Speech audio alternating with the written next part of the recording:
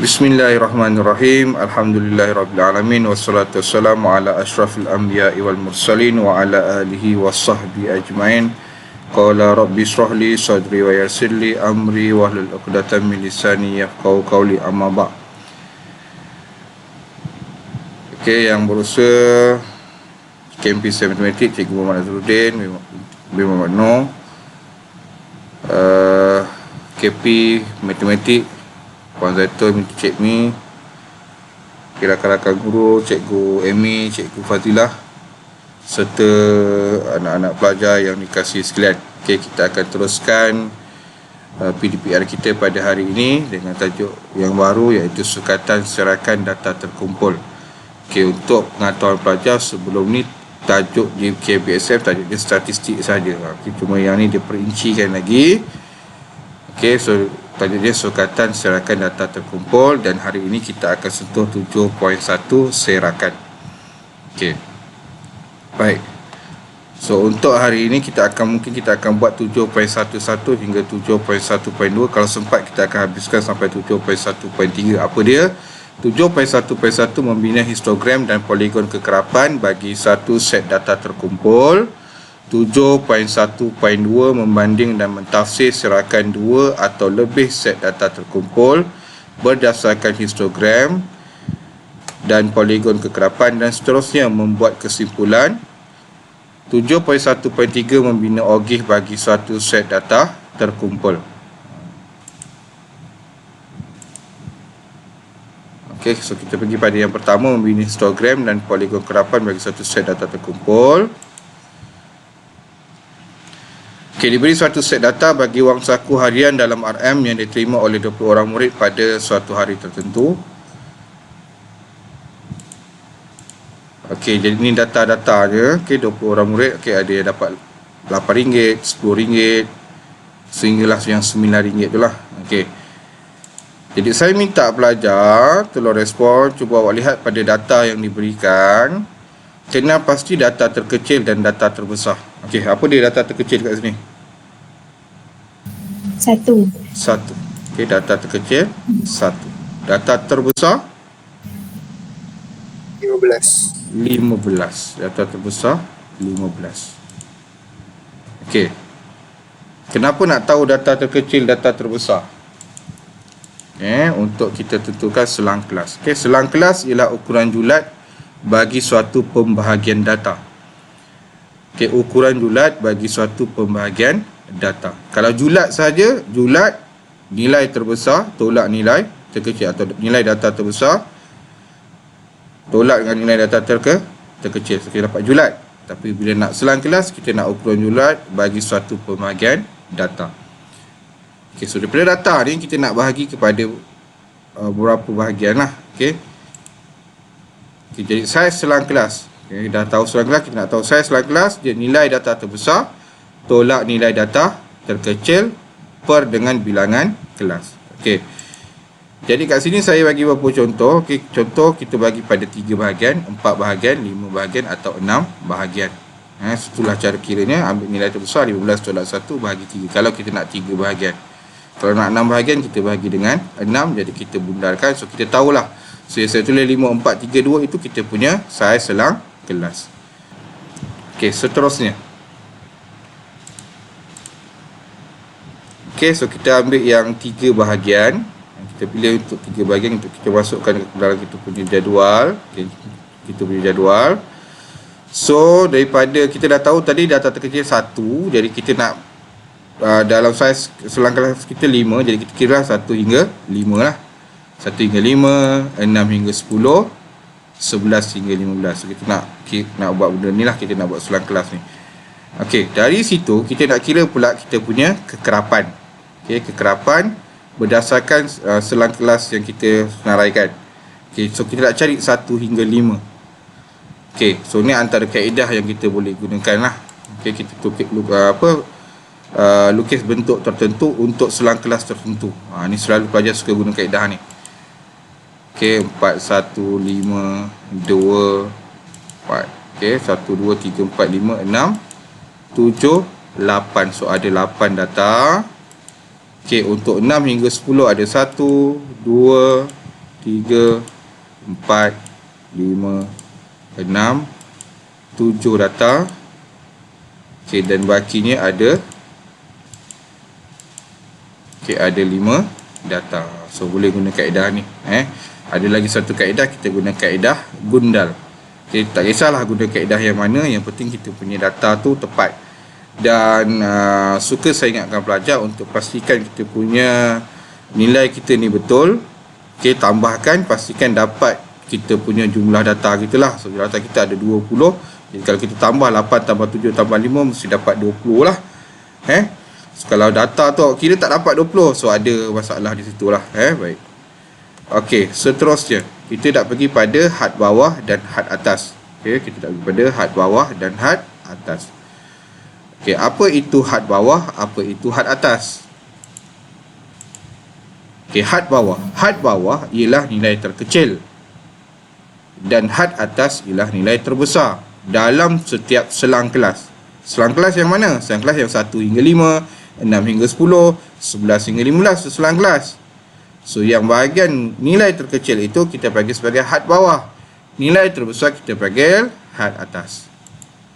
Okey, so itu adalah nilai-nilai had bawah. Okey. Manakala 5, 10, 15 adalah nilai had atas. Seterusnya, kita mencari titik tengah. Apa itu titik tengah? Okey, titik tengah adalah had atas, had bawah tambah dengan had atas. Okey, lepas tu kita bahagi dengan 2. Okey, had atas tambah dengan had bawah, kita bahagi dengan 2. Okey, contoh yang pertama, 1 tambah 5, 6. 6 bahagi 2 sama dengan 3. 6 tambah 10 sama dengan 8. 6 tambah 10 sama dengan 16 bagi 2, 8. 11 tambah 15 bagi 2, 13. Okey, so kita dapat kat sini kita dapat nombor bulat. Sebab apa? Kita punya saiz kelas kita ganjil. Saiz kelas kita ganjil. Sebab tu kita dapat titik tengah yang nombor bulat. Jadi kalau saiz kelas kita genap, kita akan dapat titik tengah yang melibatkan perpuluhan. Okey, satu lagi cara kita nak tentukan titik tengah kalau kes ganjil ni, contoh okay, lihat pada tangan saya. Okay, kita kira 1, 2, 3, 4, 5. Okey, jadi tengah-tengahnya adalah 3. Pun boleh juga guna kaedah ni. Kita guna tangan kita je untuk tentukan kita punya saiz kelas. Okey. Baik.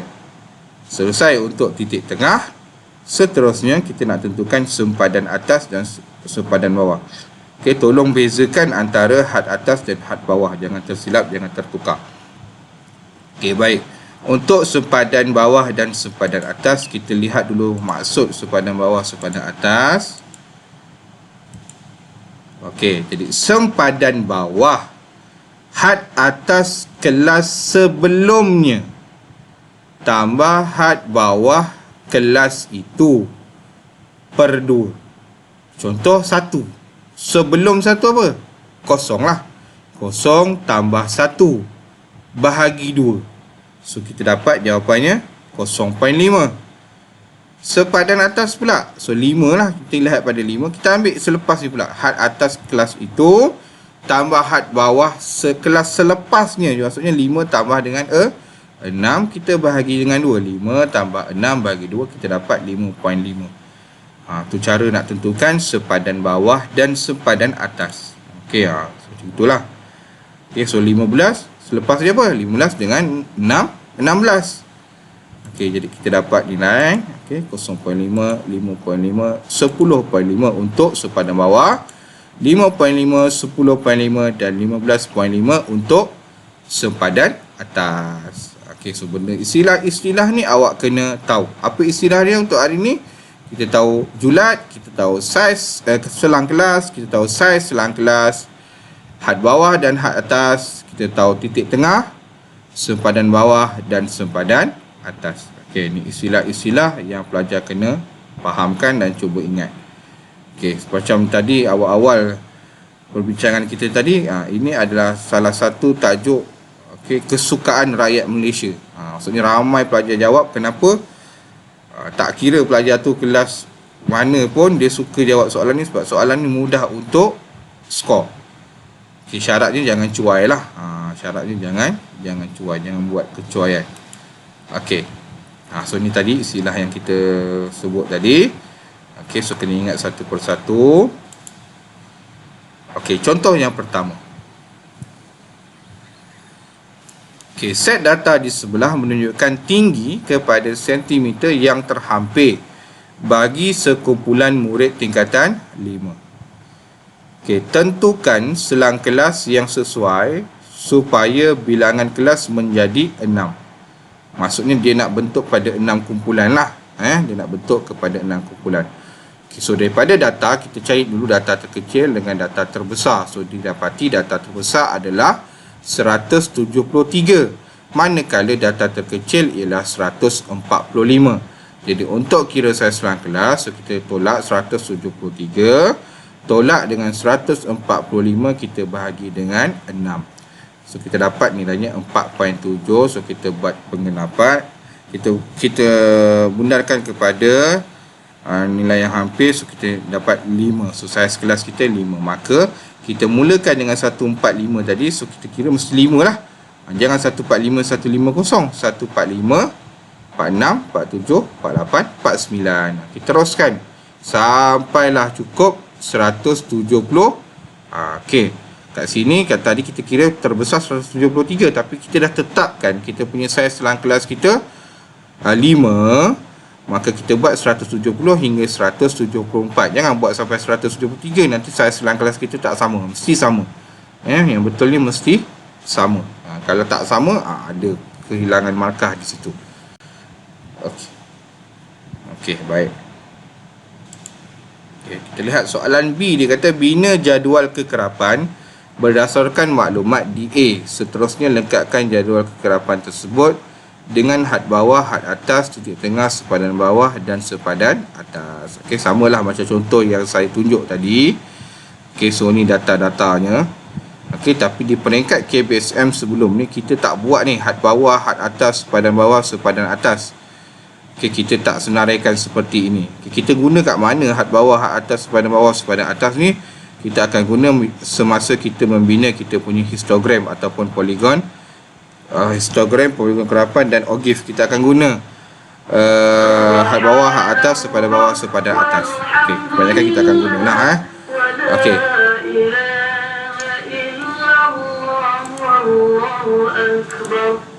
Okey, saiz selang kelas.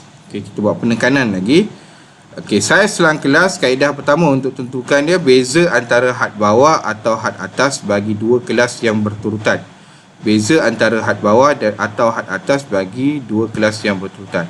Saiz selang kelas bagi dua kelas pertama 150 tolak 145. Dia tak kira satu, itu untuk had 145 hingga 149. Okey, jadi had bawah kelas 150 hingga 154. Jadi 150 tolak 145 sangat 5. Okey, dengar betul. Kalau ikut selang kelas yang pertama, dia adalah 145 hingga 149. Tapi pelajar tak boleh guna 149 tolak 145. Jadi 149 tu tambah 1 dulu. Jadi 150 tolak 145. Atau kalau kita ambil nilai yang kedua, selang kelas yang kedua adalah 145. Sekejap kita tengok balik. Kalau yang kedua kita tengok 150 hingga 154. So kita tak boleh buat 154 tolak 150. So kita buat 155 tolak 150 ataupun 154 tolak 149. Sama ada awak kurangkan had bawah atau awak tambah 1 pada had atas semasa nak buat guna kaedah yang pertama. Okey. Ataupun ambil cara yang lebih mudah, kita guna kaedah 2, beza antara sepadan atas dengan sepadan bawah bagi satu kelas. Kita guna sempadan. Sempadan bawah dengan sempadan atas. 149.5 tolak 144.5. Terus dapat nilai 5. Atau cara ketiga, saya kata tadi kita guna kita punya jari. Kita kira 145, 146, 47, 48, 49. Terus dapat 5. Ini lebih baiklah di kaedah yang ketiga. Terus dapat. Terus dapat jawapan. Okey. Okey, itu untuk saiz selang kelas. Okey.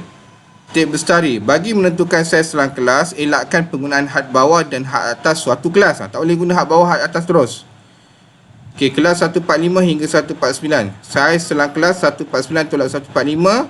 Serempak adalah tidak benar. Yang betul apa? 150 tolak 145. Okey, 150 tolak 145. Atau okey, atau kita buat tadi 146 150 tolak 144. Tu boleh. Maksudnya awak sama ada awak naikkan satu had atas atau awak kurangkan had bawah.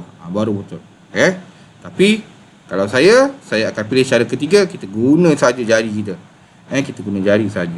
Okay, lebih baik. Okay, dalam contoh satu, kelas 150 hingga 154 sebenarnya merangkumi nilai-nilai dari 149.5 hingga 154.5. Kerana data ini merupakan data selanjar, sempadan bawah 149.5 dan sempadan atas 154.5 digunakan untuk mengasingkan kelas supaya tidak wujud ruang antara 149 cm dengan 150 cm dan 154 cm dengan 155 cm. Itu tujuannya. Sebab tu kita wujudkan sempadan atas, sempadan bawah. Seterusnya, istilah seterusnya, kekerapan longgokan. Kekerapan longgokan bagi suatu data juga boleh diperoleh daripada jadual kekerapan. Nanti kejap lagi kita belajar macam mana kita nak kira kekerapan longgokan. Kekerapan longgokan bagi suatu selang kelas ialah hasil tambah kekerapan bagi suatu selang kelas itu dengan jumlah kekerapan kelas-kelas sebelumnya. Okey, maksudnya contoh kita ada 5 selang kelas. Okey, contoh kita ada 5 selang kelas. Okey, kita dah kira, contohlah kelas pertama saiz ni dia punya datanya ada 5. Yang kedua ada 7. So nak tahu kekerapan longgokan, kita kena tambah sebelumnya. 7 tambah 5. So 7 tambah 5 12. Katakan yang ketiga ni 3. So, nak kira 3 tambah dengan jumlah sebelumnya. 3 tambah 12, 15. Itu maksud kekerapan longgokan. Okay, hal ini memberikan suatu kekerapan longgokan dalam tertib menaik. Dan dia mesti dalam tertib menaik. Dan nilai terakhir itu merujuk pada jumlah keseluruhan data kita. Ada berapa dia punya semua sekali kan data. Okay, contoh. Kita lihat. Contoh 2. Okey, so kita lihat pada bila jadual kekerapan longgokan daripada jadual kekerapan di bawah. Okey, dia dah bagi umur dan dia dah buat dia punya kekerapan dan dia punya selang kelas dah bagi. Okey.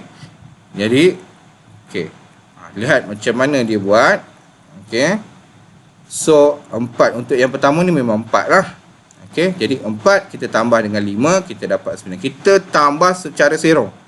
Kita tambah secara serong. 4 tambah 5 9, 9 tambah 8 17, 17 tambah 7 24, 24 tambah 3 27. Jadi kat sini dia bagi tahu nilai 17 ini bermaksud terdapat 17 orang berumur 39 tahun dan kurang.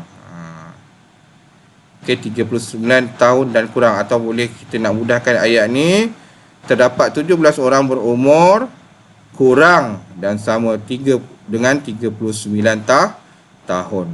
Okey, umur sama dan kurang daripada 39 tahun. Okey, itu maksud 17 di situ. Jadi kalau 24 bermaksud terdapat 24 orang berumur kurang dan sama dengan 49 tahun. Okey, so gambar rajah ni merujuk kepada contoh histogram, dia bentuk palang. Apa beza dia dengan graf palang? Graf palang dia jarak. Okey, tapi untuk histogram graf ni mesti rapat.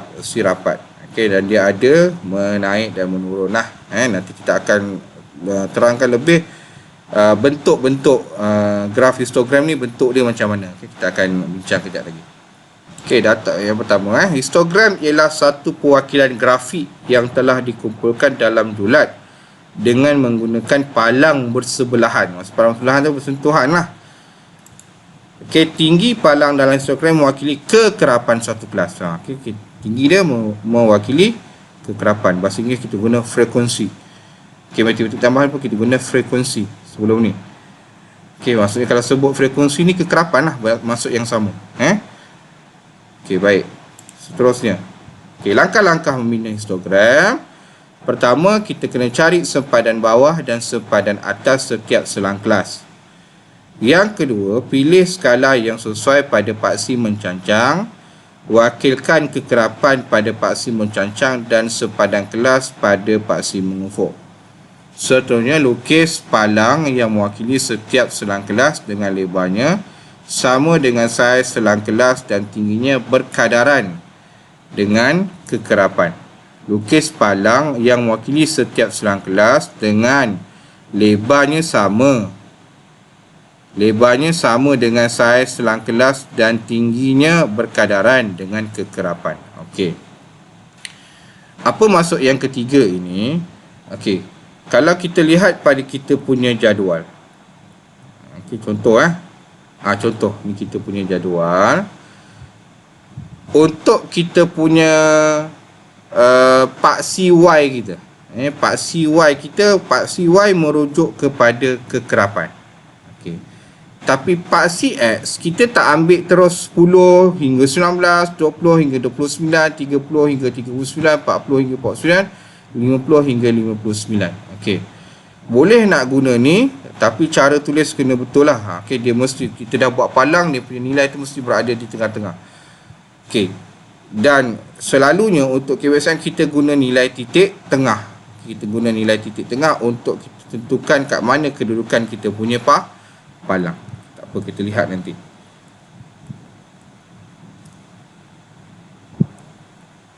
Okey, seterusnya poligon kekerapan. Okey, nanti kita tengok contoh. Okey, ni contoh bentuk poligon kekerapan. Kalau awak, okey, saya minta awak fokus pada paksi X, paksi markah tu. Ditulis 4.5, 14.5, 24.5, 34.5 sehingga 74.5. Nilai-nilai tersebut merupakan nilai titik tengah. Nak bagi tahu di sini untuk poligon kekerapan kita mesti guna titik tengah untuk paksi X. Paksi Y kita tetap guna kekerapan. Maksudnya untuk poligon kekerapan dan histogram untuk paksi Y dan paksi X dia sama. Kita guna titik tengah untuk paksi X, untuk paksi Y kita guna kekerapan. Ni yang mudah lah, yang paling mudah ni. Jadi poligon kekerapan ialah satu graf yang memaparkan data terkumpul menggunakan garis lurus dengan cara menyambungkan titik tengah setiap kelas pada hujung atas setiap palang dalam histogram. Maksudnya dia ada kaitan dengan histogram. Okey, nanti kita tengok lagi contoh. Okey, langkah-langkah membina poligon kekerapan. Tandakan titik tengah pada atas palang setiap selang kelas. Tandakan titik tengah sebelum kelas pertama dan selepas kelas terakhir dengan kekerapan sifar. Maksudnya kita kena tambah untuk sebelum kelas pertama dan selepas kelas terakhir kita kena tambah. Pastikan jarak titik tengah ni sentiasa sama mengikut saiz selang kelas. Katakan 5 unit. Jadi untuk kita tambah sebelum dan selepas saiznya pun sama 5 unit. Tak boleh terkurang atau terlebih. Okey, dan tak boleh tak buat. Untuk poligon kekerapan mesti buat. Kalau tak buat kita punya poligon kekerapan akan cacat lah. Okey, lukis garis lurus yang menyambungkan titik tengah yang bersebelahan. Okey, kita lihat pada contoh soalan. Jadual kekerapan di bawah menunjukkan kelajuan kereta dalam kilometer per jam yang direkod oleh kamera perangkap laju di sebatang lebuh raya dalam suatu tempoh masa tertentu. Wakilkan data tersebut dengan histogram dan poligon kekerapan menggunakan skala 2 cm kepada 10 km per jam pada paksi mengufuk dan 2 cm kepada 10 buah kereta pada paksi mencancang. Okey, kat sini saya nak tekankan pada ayat terakhir tu. Dia kata skala 2 cm kepada 10 km per jam pada paksi mengufuk dan 2 cm kepada 10 buah kereta pada paksi mencancang. Untuk paksi mencancang mudah. Awak guna sahaja gandaan 10. Untuk kes ni kita guna gandaan 10. Okey, untuk paksi Y kita guna gandaan 10, 10, 20, 30, 40, 50. Tengok pada nilai kita lah. Okey, nilai kita sampai berapa. Kalau kita lihat pada kita punya bilangan kereta ni paling tinggi 30. So kita mula daripada 10 hingga 30. Daripada kosong lah, kosong hingga 30, tapi kita buat dalam gandaan 10. Bila calon buat guna gandaan 5 terus salah. Dia mesti guna gandaan 10. Okey, kalau buat gandaan 5 juga, akan ada penolakan markah untuk markah kesempurnaan. Okey, baik.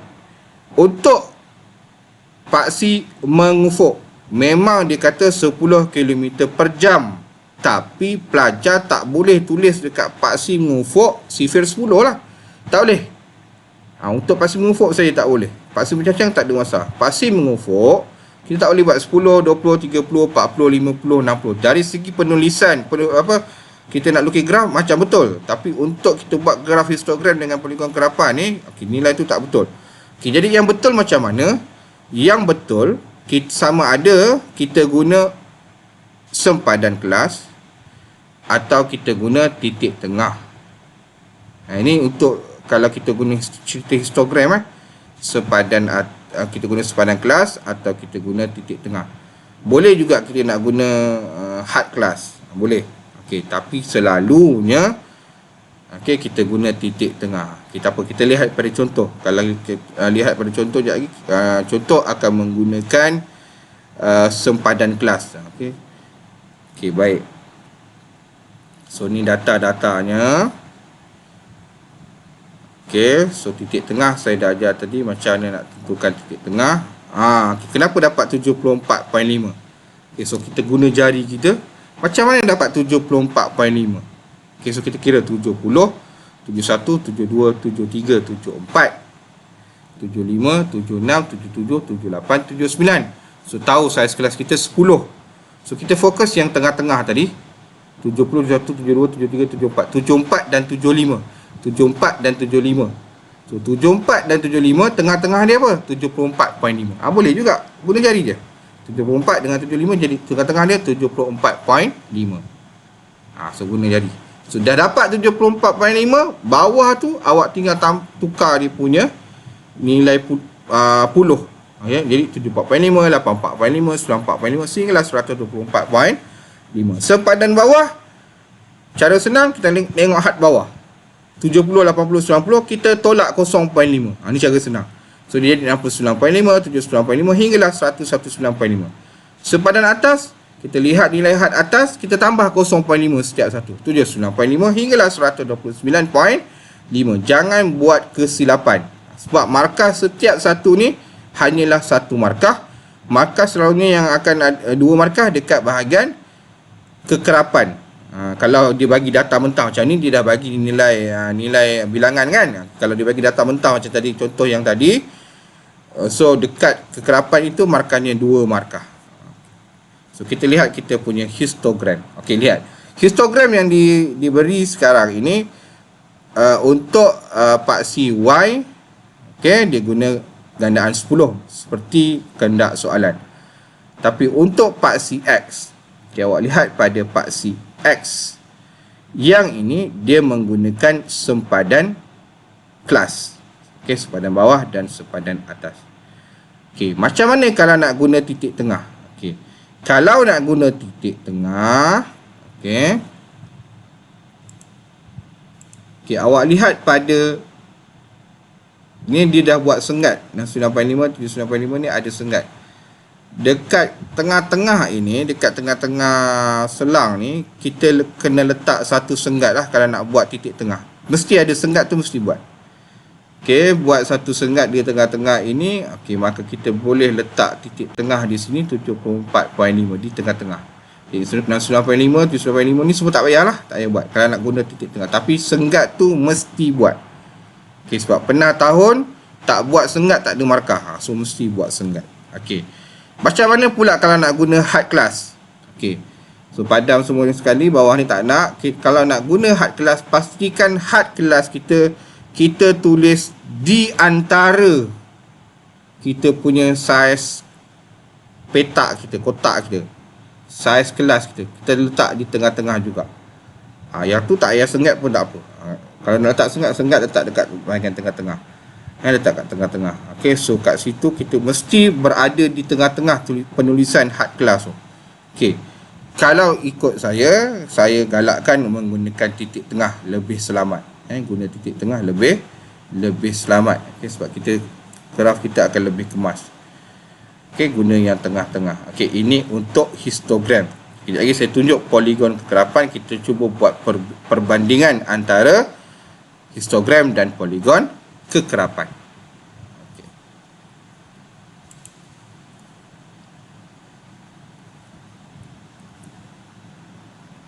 Okey. So tadi dia ada bagi tahu untuk kita buat poligon kekerapan, kita tandakan pada setiap kita punya histogram ni, setiap data ni kita buat tanda pada setiap tengah-tengah lah, titik tengah dia. Okey, lepas tu buat apa? Kita sambungkan. Okey. Saya nak anda fokus pada yang mula-mula dengan yang hujung. Ini yang dikatakan dia tambah sebelum selang kelas pertama dengan selepas selang kelas terakhir. Okey. Ramai calon dia tak buat, depan tak buat, belakang tak buat, maka dia akan hilang markah. Atau dia buat sebelah aja. Atau yang selalu terjadi, saiz jaraknya tak sama. Ni jaraknya mesti sama. Kalau awak lihat saiz graf ni, dia guna saiz 2 kotak besar. Saiznya mesti sama, 2 kotak besar. Sebelum dan selepas. Setiap titik ni jaraknya mesti 2 kotak besar. Mesti seragam. Dan lukisan tu mesti kemas. Dan untuk poligon kekerapan, setiap sambungan ini mesti wajib guna pembaris. Tak boleh guna freehand. Awak guna freehand, markah awak hilang terus. Mesti guna pembaris. Tak kisahlah nak guna, yang penting tegak lah. Kalau awak nak guna IC, mana tahu masuk exam bawa IC, pembaris tak bawa, gunalah. Yang penting dia lurus. Yang penting saya nak sebut sini, dia mesti lurus. Okey. Baik. Okey, kita pergi pada slide yang seterusnya. Okey, macam mana nak membina poligon kekerapan? Okey. Ini tadi rasanya kita dah bincang tadi kan. Okey, tambah satu selang kelas sebelum kelas pertama dan selepas kelas terakhir dengan kekerapan sifar. Cari titik tengah setiap selang kelas tersebut. Okey.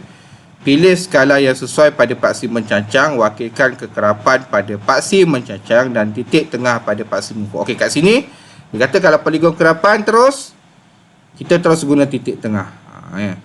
Okey, jadi tandakan titik tengah dengan kekerapan yang sepadan dan sambungkan setiap titik tengah dengan garis lurus. Graf tadi, poligon kekerapan tadi sebab kita terus buat pada histogram. Yang ini untuk kes kita nak buat poligon kekerapan sahaja, tak melibatkan histogram. Okey, contoh. Jadual kekerapan di bawah menunjukkan masa dalam saat yang dicatatkan oleh 20 orang peserta dalam satu pusingan kelayakan pertandingan berenang. Wakilkan data tersebut dengan poligon kekerapan menggunakan skala 2 cm kepada 5 saat pada paksi mengufuk dan 2 cm kepada 2 orang peserta pada paksi mencancang. Okey. Okey. Nampak? Yang ni okey, dia dah mula-mula cari dulu titik tengah. Okey. 45 hingga 49. So 45, 46, 47. Tengah-tengah ni 47. So 50 hingga 54, 50, 51, 52. So 47, 52. So boleh teruskan terus. 47, 52, 57, 62, 67, 72. Maksudnya awak kira 2 je. Yang lain tu awak hanya tukar dia punya depan. Kita ikut saja bentuk tu. Okey. Dan ni yang saya kata tadi, kita guna nilai titik tengah untuk paksi X. Paksi X kita guna nilai titik tengah. Okey, dan saiz kelas kita kita punya untuk paksi Y dia guna skala 2 cm kepada 2 orang. Sebab tu jadi 2, 4, 6. 2 cm aku ada 2 orang. Okey. Asal data ni, kalau awak lihat data ni, jadual yang asal, dia mula dengan 50 hingga 54. Okey. Tapi disebabkan kita, dan berakhir dengan 70 hingga 74. Tapi disebabkan kita nak buat poligon kekerapan, kita kena tambah satu kelas sebelum dan satu kelas selepas. Kena tambah. Dengan bilangan peserta atau dia punya kekerapannya adalah kosong. Ini penting. Mesti buat lah. Okey. Kadang-kadang soalan SPM dia dah siapkan. Dia dah wujudkan benda ni. Okey, tapi sekiranya dia tak wujudkan benda ni, awak kena tambah sebelum dan selepas. Ini kes untuk poligon kekerapan sahaja. Okey, perlu ada sebelum dan selepas. Okey, nanti kalau untuk OGIF dia lain pula. Dia ada juga yang kena tambah. Okey, nanti kita bincang pula untuk OGIF. Okey, ini bentuk-bentuk histogram. Bentuk-bentuk histogram. Okey. Untuk yang atas tu dia adalah histogram simetri. Okey, nampak aja sama kiri dan kanan, seimbang kiri dan kanan. Yang bawah tu dia pencong. Okey, pencong ke kanan dan pencong ke kiri. Okey. Ini bentuk-bentuk histogram. Okey, seterusnya. Okey, contoh 5. Rajah menunjukkan 2 histogram bagi mewakili masa yang diambil oleh 25 orang perenang dalam 2 acara berbeza. Okey, nyatakan bentuk taburan histogram bagi kedua-dua acara tersebut. Okey, pelajar, yang pertama ni bentuk apa pelajar? Bentuk simetri ke bentuk pencong?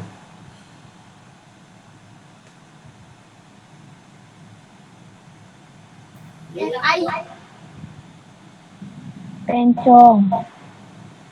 Yang bentuk dia lebih pada pencong ke simetri?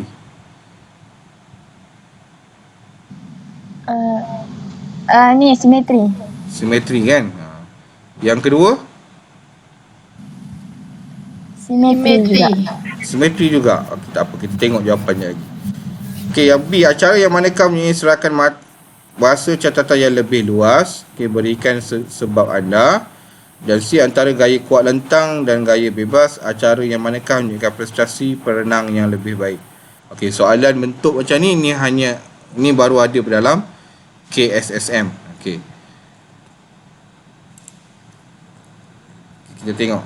Okey, dia kata bentuk taburan histogram bagi acara 100 meter gaya kuat lentang ialah bentuk lonceng, manakala bagi acara 100 meter gaya bebas ialah seragam.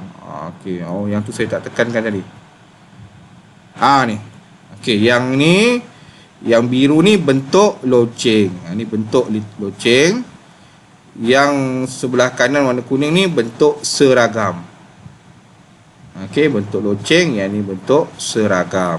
Okey, dua-dua ni di bawah kategori histogram simetri. Maksudnya tadi untuk soalan tadi dia tak ada pencong lah. Dia tak ada pencong. Okey. Okey. So kat sini kita tahu bentuk lonceng macam mana, bentuk seragam macam mana. B, acara 100 meter gaya kuat lentang mempunyai serakan yang lebih luas kerana beza masa yang diambil adalah lebih besar, iaitu 30 saat. Okay. Kita tengok pada kuat lentang dia kata lebih luas. Okey, sebab dia punya data tengok kalau yang kuning ni sampai 89.5 je, yang ni dia sampai 104.5 kan. Okey, sebab tu yang ni lebih luas.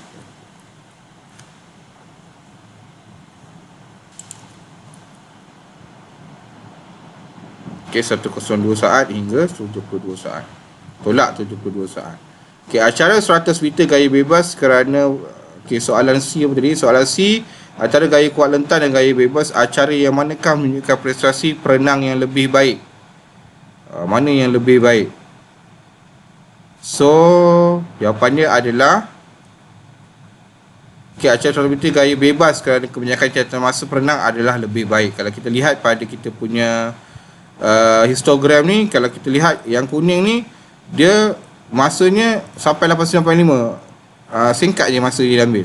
Tapi untuk kuat lentang tu sampai ada yang paling laju 69.5, paling rendah paling lama 104.5 kan. Kalau kita berdasarkan kita punya histogram, itu masuk dia lah kan. Okay, so kesimpulan kat sini tadi, A ni bentuk histogram yang kuat lentang bentuk lonceng, gaya bebas bentuk simetri. Okay, mana catatan masa yang lebih luas? Yang sebelah kuat lentang adalah lebih luas. Okay, kenapa dia lebih luas? Okay, sebabnya beza masa yang diambil adalah lebih. Okay, 30 saat. Okay, yang ni dia ambil sebenarnya dia ambil nilai titik tengah. Dia buat perbandingan tu, dia buat nilai titik tengah. Okay. Jadi untuk yang tertinggi tu titik tengah dia adalah 102, yang terendah itu adalah 72. Jadi 102 tolak 72, 30 kan. Okey. Jadi yang C antara gaya kuat lentang dan gaya bebas, mana yang lebih prestasi yang lebih baik? Kita lihat gaya bebas yang lebih baik sebab masanya lebih baiklah, masanya lebih baik, lebih pendek masa yang diambil kan.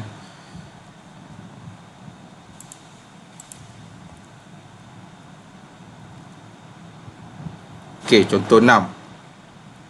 Poligon kekerapan di bawah menunjukkan harga jualan rumah yang dijual di 2 buah kawasan yang berlainan bagi tempoh 6 bulan yang lepas. Okey, nyatakan bentuk taburan bagi kedua-dua kawasan tersebut. B bandingkan serakan harga jualan bagi kedua-dua kawasan tersebut. C, pada pendapat anda kawasan yang manakah mungkin mewakili kawasan bandar dan luar bandar? Okey. So kalau kita lihat yang merah itu, okey, dia pencung ke kanan ke pencung ke kiri? Kita nampak yang merah ini dia pencung ke kiri. Manakala yang biru ni pencung ke kanan. Kan? Dan dari segi serakan,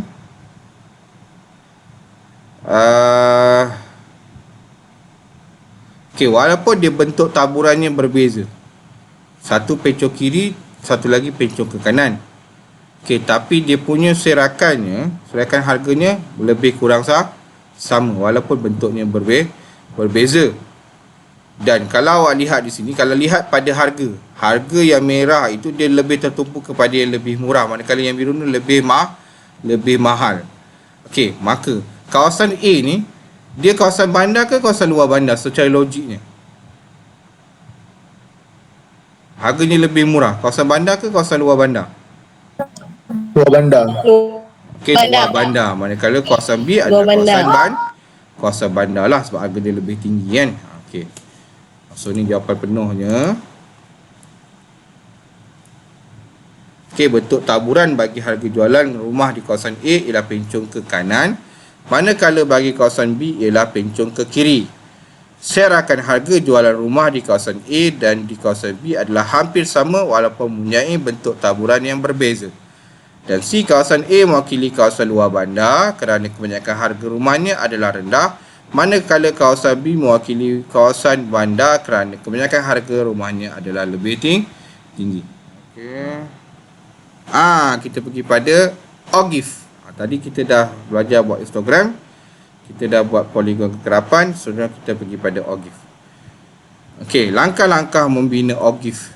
Okey, tambah satu kelas sebelum kelas pertama dengan kekerapan sifar. Kalau poligon kekerapan kena tambah sebelum dan selepas. Tapi untuk OGIF dia tambah sebelum saja, tapi kekerapannya tetap sifar. Cari sepadan atas dan kekerapan longgokan. Kekerapan longgokan kita guna masa kita nak buat OGIF, baru kita guna kekerapan longgokan. Okay, pilih skala yang sesuai bagi paksi mencancang yang mewakili kekerapan longgokan dan paksi mengufuk yang mewakili sepadan atas. Pelot kekerapan longgokan dengan sepadan atas yang sepadan dan lukis lengkung licin yang melalui setiap titik tersebut. Okey, ini kaedah untuk membina OGIF. Okey. Jadi bagi suatu set data terkumpul dengan bilangan data n, kuartil boleh ditentukan daripada OGIF. Dia ada Q1, Q2, Q3. Okey. Q1, Q2 dan Q3 ialah nilai-nilai sepadan yang masing-masing dengan kegerapan lenggokan n/4, n/2 dan 3n/4. Okey, Q1 itu merujuk kepada kuartil pertama. Okey, Q2 merujuk pada kuartil kedua atau lebih kita kenali dia sebagai median. Okey, manakala 3n/4 ini Q3 adalah kuartil keempat. Okey. Jadi kita guna Qn/4, n/2, 3n/4 ini untuk kita menentukan nilai-nilai kuartil lah. Nilai-nilai kuartil. Okey. Nanti kita tahu apa itu kuartil. Okey. So contoh 7. Jadual kekerapan di sebelah menunjukkan maklumat kandungan garam yang terdapat dalam 60 jenis makanan. Okay. Bina satu OGIF untuk mewakili data tersebut. Dengan menggunakan OGIF yang dibina, tentukan kuartil pertama, median, kuartil ketiga. So ni soalan kita. Okey, so mula-mula kita nak kena cari dia punya kekerapan longgokan, sebab kita nak bina OGIF, kan? Okey. So daripada data tadi, ingat kita kena tambah pada sebelum data tadi, kan? Kita kena tambah lagi satu selang kelas 50 hingga 99 dengan kekerapan kosong. Okey. Jadi sempadan atas ni, macam saya terangkan tadi, nak tentukan macam mana, kita ambil had atas. Kita tengok had atas, kita tambah dengan 0.5. So tiap had atas ni tambah dengan 0.5. Okey, so kita dah dapat lah 99.5, 149.5, 199.5. Sepatutnya tak boleh salah. Hanya letak 0.5 saja di hujung had atas. Okey. Biasanya pelajar tersilap dekat kekerapan longgokan. Ingat, kekerapan longgokan nak tambah, kita tambah secara serong. 0 tambah 4, 4. 4 tambah 11, 15. 15 tambah 15, 30. 30 tambah 21, 51. 51 tambah 8, 59. 59 tambah 1, 60. Kita tambah secara serong. Dan 60 nilainya mesti 60 ini mewakili jumlah data yang kita ada. Jadi kalau awak tambah kekerapan ni, mesti jumlahnya 60. Okey, baik. Selesai untuk kekerapan longgokan dan sempadan atas. Okey. Seperti saya terangkan juga tadi, sempadan atas ini mewakili kita punya nilai pada kita punya paksi X. Okey, kita guna sempadan atas, manakala kekerapan longgokan kita akan guna pada paksi Y. Okey. Jadi sempadan atas ni kita ambil terus. 99.5, 149.5, 199.5 kita ambil terus. Tapi untuk kekerapan longgokan kita kena tentukan kita punya skala yang sesuai. Okey. Okey, kita gunakan skala yang sesuai. Okey, untuk paksi Y atau paksi kekerapan longgokan kita. Okey, contoh. Okey, ni bentuk OGIF kita. Okey, bentuk OGIF kita. Okey, jadi kita mula dengan 99.5 dan habis dengan 399.5. Okey, kalau kita lihat pada kita punya kekerapan longgokan ni, dia guna skala 2 cm kepada 10 unit. Okey, kenapa saya sebut 2 cm? Kebanyakan soalan dia guna 2 cm. 1 cm mewakili satu kotak besar. Satu kotak besar yang ni bukan yang paling besar yang ni. Satu kotak besar. 2 cm, 2 kotak besar lah. Sebab tu dia kata 2 cm. Kalau awak ukur guna pembaris, kalau kertas graf yang ada di pasaran, awak ukur memang saiz dia satu kotak besar ni 1 cm. 2 cm lah. So kita akan selalunya memang akan guna 2 cm, tak guna 1 cm. Mesti 2 cm. Okey. Jadi dia guna 2 cm kepada 10 unit. Okey. Dan dia untuk kalau kita tak buat data yang mula-mula, kita tak tambah selang kelas yang mula-mula, so 99.5 ni mungkin tak wujud. Okey, boleh tak 99.5 ni kita berada pada sama dengan kosong ni? Boleh, dengan syarat dekat bawah ni kita kena tulis 99.5. Kita boleh anjakkan ke sebelah kiri, tak ada masalah. Okey, cuma eloknya macam ni lah, kan? Dan jangan pula awak buat penambahan di luar graf, tak boleh. Itu pun akan menghilangkan markah. Dan suka saya ingatkan, untuk buat OGIF tak boleh sambung setiap titik ini menggunakan pembaris. Haram. Sebab disebut tadi mesti lengkung licin. Mesti licin. Kalau bersegi dah jadi poligon kekerapan pula kan. So mesti licin. Sambung tu mesti cantik. Dan janganlah yang selalunya jadi pada pelajar yang cuba membuat OGIF ni, dia ada masalah Parkinson. Kenapa graf dia bergegar? Jangan ada bergegar-gegar. Mesti licin. Buatlah sebaik mungkin. Okay, nanti masa kita buat latihan, nanti kita akan nampak, oh macam gini sebenarnya buat graf OGIF. Nanti awak nampak betapa cerewetnya Cikgu Rizal dalam cek OGIF anda. So kena berlatih melembutkan tangan untuk kita buat OGIF. Okey, lihat. Langkah-langkah menentukan kuartil bilangan data N sama dengan 60. Jumlah kekerapan lengkungan kita 60. Okey, jadi kita kira N per 4. 60 bagi 4 dapat 15. So kat sinilah kita nak cari kuartil pertama. Nampak kan? 15 dia buat garis putus-putus. Sampai kena kita punya graf, dia buat turun ke bawah. Dia dapat 199.5. Adakah nilai kuartil pertama 15? Tidak. Nilai kuartil pertama berada pada 199.5. Yang kita kira N per 4 tu, itu tempat rujukan kita kat mana kita nak cari kuartil pertama. N per 2 merujuk pada median. So kita dapat 60 bagi 2, 30. So nilai median bukan 30. Tapi kita lihat pada graf sekarang. Okay, garis putus-putus dan ke bawah nilainya adalah 249.5. Okay, dan yang terakhir adalah kuartil ketiga 3N per 4. So nilainya bukan 45. 45 ni tempat rujukan saja. So nilainya berada pada, okey, kat sini dia kata 284.5. Okey, so kena kira betul-betul lah. Berdasarkan kotak ni kena kira betul-betul. Kenapa?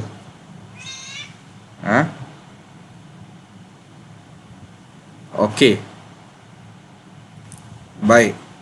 So dia kata dua lukis garis mengufuk kepada kekerapan lengkungan 15 sehingga bersilang dengan OGIF. Seperti yang saya terangkan tadi. Awak lihat pada garis putus-putus tu awak kena buat. Dari titik persilangan dalam langkah 2 lukis garis mencancang pula. Kita dah buat garis putus-putus sampai kena gerak OGIF. Lepas tu kita buat garis menegak ke bawah untuk kita tentukan nilai kuartil. Okey, yang keempat, nilai kuartil garam yang diperoleh ialah nilai kuartil 1. Okey, yang saya kata nilai yang kat bawah ni lah menentukan nilai kuartil. Okey. Untuk Q2 ni dia adalah nilai median. Kena faham Q2 atau kuartil kedua adalah nilai median, nilai tengah. Okey, seterusnya. Okey, baik, kita pergi yang seterusnya. Okey. Soalan B, apa soalan B tadi saya lupa. Soalan B. Okey.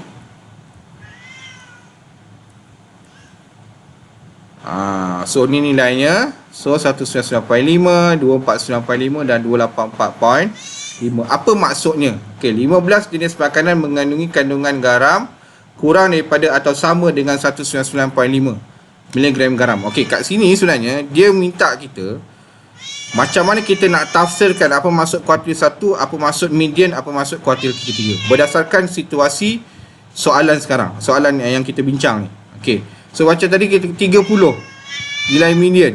Dia kata 30 jenis makanan mengandungi kandungan garam kurang daripada atau sama dengan 249.5 miligram garam, manakala 45 jenis makanan mengandungi kandungan garam kurang daripada atau sama dengan 284.5 mg garam. Okey, selalunya kalau soalan dulu dia akan tanya kuartil-kuartil ni pada soalan D lah. Okey, berdasarkan OGIF tersebut nyatakan nilai kuartil pertama. Okey, dan dia ada satu lagi julat antara kuartil. Okey, apa itu julat antara kuartil? Julat antara kuartil kita kira kuartil 3 tolak kuartil pertama. Itulah julat antara kuartil. Maksudnya kalau dalam kes ni julat antara kuartil kita adalah 284.5 tolak dengan 199.5.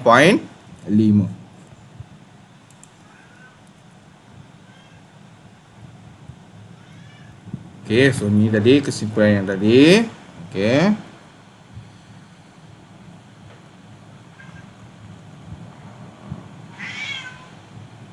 Okey, baik. Ni kalau kita buat, okey, ni bukan histogram Awak jangan salah. Histogram dia mesti paksiwan ni mesti kekerapan. Dia mesti kekerapan. Ni bukan histogram, awak jangan silap. Ni bukan histogram. Okey. Kita dapat menganalisis suatu data besar dengan lebih mudah dan berguna apabila kita membahagikan data tersebut kepada bahagian-bahagian lebih kecil yang dinamakan sebagai persentil. Okey, ni silibus baru KSSM, tak ada sebelum ni, tak pernah jumpa lagi. Okey, persentil ialah nilai yang membahagikan satu set data kepada 100 bahagian yang sama dan diwakili dengan P1 sehinggalah P99. Okey, contoh. Nak lihat apa itu persentil. Okey, OGIF di sebelah menunjukkan skor ujian kecerdasan yang dilakukan oleh calon yang ingin memohon jawatan di sebuah syarikat. Berdasarkan OGIF tersebut, cari persentil ke-10, persentil ke-46. B. Hanya calon yang memperoleh persentil ke-92 dan ke atas akan dipanggil untuk temuduga. Apakah skor minimum yang perlu diperoleh seorang calon untuk layak menerima panggilan temuduga? C. Berapakah peratusan calon yang mendapat skor 57 dan ke bawah? Okey, berdasarkan OGIF tersebut, cari persentil ke-10, 2 persentil ke-46. Okey, so cara dia, okey, kata 10% daripada jumlah kekerapan. Jumlah kekerapan ada 60. Kenapa dia darab 50? Okey, kalau kita tengok pada kita punya kekerapan lakukan, kita bukan sampai 60 sampai 50 je. Jadi 10% darab 50 sama dengan 5. Okey, daripada OGIF, P10 sama dengan 46.5. Okey, macam mana dapat? Awak lihat pada graf yang bawah sekali ni, ada garis putus-putus pada 5 ni. Okey, so dia cari kat situ lah 46.5. Okey, kalau 46 macam mana pula? Okey, 46% kita darab pula 50. Okey, darab 50. So kita cari dekat kita punya graf. Okey, lihat pada graf. Okey, 40, 23. 46% darab 50 adalah 23. Okey, 23.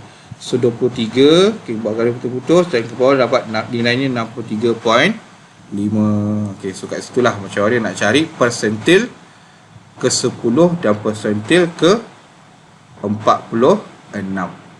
Okey. Baik. Okey, seterusnya. Okey, B. Hanya calon yang memperoleh persentil ke-92 dan ke atas akan dipanggil untuk temuduga. Apakah skor minimum yang perlu diperoleh seorang calon untuk layak menerima panggilan tersebut? Jadi kita kira persentil 92 darab 50. 50 ni saya ingat adalah jumlah kekerapan. Memang graf ditulis sampai 60, tapi kita lihat pada kita punya OGIF dia hanya sampai 50. So dapat 46. So daripada 46 ni dekat garis yang atas, putus yang atas ni, so kita dapat nilainya adalah 77, merujuk kepada persentil ke-92. Jadi kesimpulannya apa kita boleh buat? Markah minimumnya mestilah 77 untuk layak dipanggil temuduga. Okey. Dan C, berapakah peratusan calon yang mendapat skor 57 dan ke bawah? Okey, 57 dan ke bawah. So daripada OGIF, 15/50 darab 100 sama dengan 30%. Okey, 30%. Oleh itu 30% daripada calon mendapat skor 57 dan ke bawah. Berapa peratus? Okey, kejap. Yang ni macam mana dia dapat? Okey, yang ni dia ambil nilai 57 itu daripada paksi X So dia kira, dia cari kat mana kedudukan 57 daripada 50.5, antara 50.5 hingga 60.5. Okey, daripada 50.5 hingga 60.5 dia kira, dia cari kat mana kedudukan 57. Okey, lepas tu dia buat garis ke atas. Dia terbalik dapat. Sebab tu kat situ dapat 15. So daripada 15 dia perkan dengan jumlah kekerapan kita adalah 50. So 15 per 50 darab dengan 100 sama dengan 30%. So dapatlah peratusan calon yang mendapat skor 57 dan ke bawah. Okey. Persentil ni dia macam kuartil. Dia macam kuartil.